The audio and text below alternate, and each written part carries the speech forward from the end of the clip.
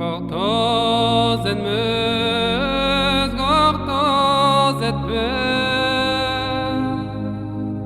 est-ce que t'en vas en tu Siamo a bordo del veliero Le Marité, il più bel veliero della Francia, della Bretagna, insieme a un grande esponente della musica tradizionale dei canti di marina francesi, Denis Préguin. Dunque, abbiamo da chiedere alcune domande. Bonjour Denis. Denis. Je vous demandais, quand vous étiez enfant, que voulez-vous faire? Je me destinais plus au dessin, à la peinture, aux arts plastiques. C'est vrai que j'adorais dessiner quand j'étais jeune. Et puis je suis devenu chanteur un petit peu, je dirais pas par hasard, mais par la force des choses un petit peu. C'est vrai que je chantais aussi. J'entendais chanter autour de chez moi, à Santec. Et puis je suis venu naturellement au chant. C'était pas pour moi ma première vocation, mais j'y suis venu naturellement et je suis devenu chanteur professionnel. Vous êtes très connu en Italie.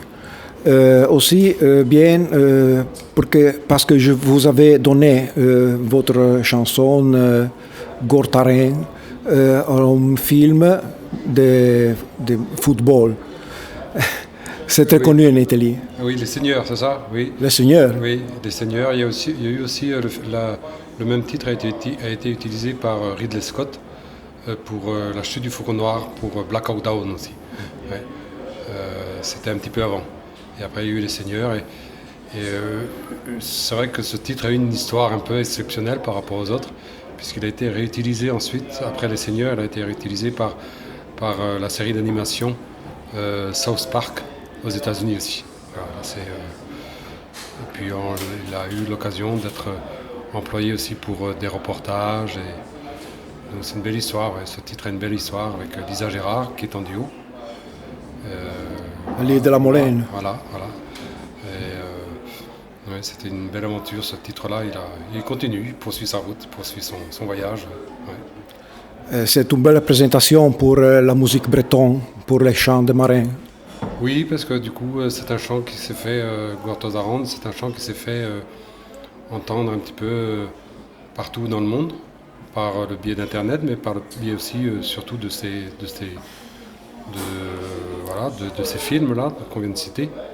Oui, donc beaucoup de gens, notamment, c'est vrai que sur Internet, des images de ces différents films ont été captées. Et on peut entendre, comme bande originale, cette chanson. Et du coup, c'est vrai que ça permet que les gens du monde entier puissent y avoir accès, puissent avoir accès aussi à la musicalité de la langue bretonne sur cette chanson que j'ai composée il y a une vingtaine d'années déjà. Ouais. Mm-hmm. Vos chansons sont uniques dans le monde de la musique traditionnelle. La voix, c'est magnifique. Merci. Elles sont ancrées dans la terre bretonne. Elles sont ancrées dans la terre bretonne. Ouais. En fait, c'est plus du chant que de la chanson. Le chant, il y a un côté sacré universel dans le chant qu'il n'y a pas dans la chanson. La chanson parle plus de soi-même. Le chant parle plus de thèmes universels, comme les guerres, les naufrages, les meurtres, les épidémies. Voilà, c'est ça ce qui fait la force du chant. C'est atemporel et universel. Là où un chant ne vieillit pas, une chanson aura tendance à vieillir un petit peu, à prendre un peu la poussière. Le chant, lui, reste indemne, malgré le temps qui passe. Et la guerre ou le conadiscand, qui sont des styles de chant de Bretagne, en font partie. Et on trouve ça dans le monde aussi, comme le fado, comme le blues, là on est dans le domaine du chant. Et ça c'est des grands styles qui restent et qui ne vieillissent pas. Même si vous n'aviez pas été chanteur ou musicien, qu'autre avez-vous fait? J'aurais été dessinateur certainement, parce que je dessine aussi. Ça c'est ma première passion. C'est la première passion? Ma première passion, ouais. Autrement, si j'avais eu une troisième option, je suis très intéressé par l'architecture moyenâgeuse. J'adore toutes les architectures moyenâgeuses. Et en Bretagne, ici on en a beaucoup. Des vieilles maisons en granit. D'autant plus belles que le granit est une pierre très dure.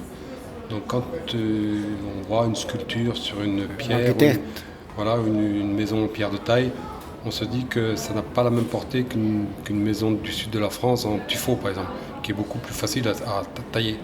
Quand on voit une maison en pierre de taille en Bretagne, le granit est une pierre très dure. C'est vrai, il y a une sorte de pari sur la pierre qui est extraordinaire et une sorte de pari de l'homme aussi sur la nature finalement, parce que la pierre est un minéral, donc vient de la nature. Et du coup, c'est vrai que l'architecture bretonne... Le style néo-breton. Voilà, style... Très joli. Style très apprécié. Voilà, 15e siècle, moi j'aime bien toute l'architecture 15e, 16e siècle de Bretagne. Donc, les chants, la musique, ça vous prend tout votre temps pour réussir à faire autre chose? Non, très peu. C'est vrai que la musique, c'est mon métier.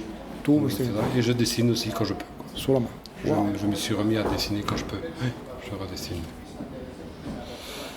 Y a-t-il un pays... pardonnez-moi. Merci. Y a-t-il un pays, un lieu où vous auriez aimé vous produire? Oh non, peut-être aux États-Unis, j'aimerais bien aller. Je ne suis jamais encore allé aux États-Unis. Oui, je ne suis jamais été encore aux États-Unis. Je ne sais pas ce que c'est. Les États-Unis, je ne connais les États-Unis que par les films. Et c'est vrai que ça serait un pays que j'aimerais bien aller chanter pour voir un peu ce que c'est. Parce que, voilà. Moi, j'ai chanté dans de nombreux pays, plus d'une vingtaine. Mais c'est vrai que celui-là, je ne suis pas allé. Et en Italie aussi. Et en Italie aussi, bien sûr. Je suis allé en vacances très souvent en Italie. Mais je n'ai jamais eu l'occasion de chanter en vacances. En Italie. Et j'adore ce pays. J'ai une amie notamment qui habite en Italie, qui aime beaucoup la musique bretonne, qui vient ici chaque année en Bretagne. Elle adore la Bretagne. Et qui vit dans le Piémont. Mais je n'ai jamais chanté en Italie. Et moi j'adore l'Italie. J'adore l'Italie, déjà le pays. L'architecture italienne, je vous ai dit tout à l'heure, j'adorais l'architecture et l'architecture italienne particulièrement aussi, en plus de l'architecture bretonne. Et les Italiens, j'adore leur mentalité aussi. Ils ont une spontanéité comme on peut avoir en Bretagne. Ils vivent pas avec des masques, tout est donné.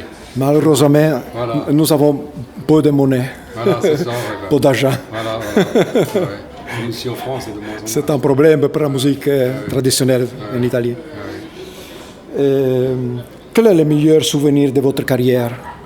Alors, je pense que c'était un concert que j'ai fait au Transmusical, qui était un festival de rock où j'ai chanté des chants traditionnels très anciens a cappella. Et donc c'était à Paris, devant un public qui était complètement non initié, néophyte. Et ça a marché, c'était en 1992. Et aussi au Stade de France, quand j'ai chanté au Stade de France a cappella, devant 70 000 personnes.